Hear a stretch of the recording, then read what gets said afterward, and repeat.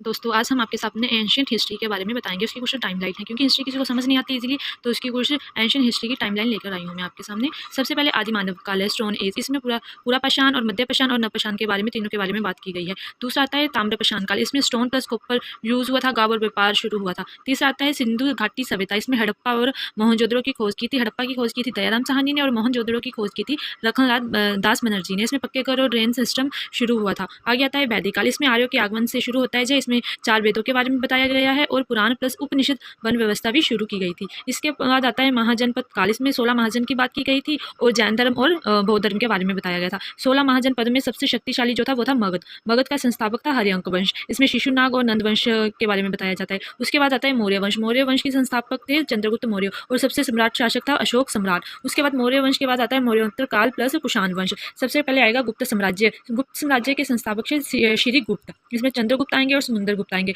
इसके बाद आ जाएगा गुप्तोत्तर काल। इसके संस्थापक थे हर्षवर्धन महान और इन्होंने अपनी राजधानी कनौज को बनाया था। कनौज के लिए इन तीनों के बीच काफी संघर्ष हुआ था, गुज्जर प्रतिहार, राष्ट्रकूट और पाल वंश। इसके साथ ही हमारी जो कि एंशियंट हिस्ट्री है वो खत्म होती है। उसके बाद हम मॉडर्न हिस्ट्री के बारे में चर्चा करेंगे। Thank you.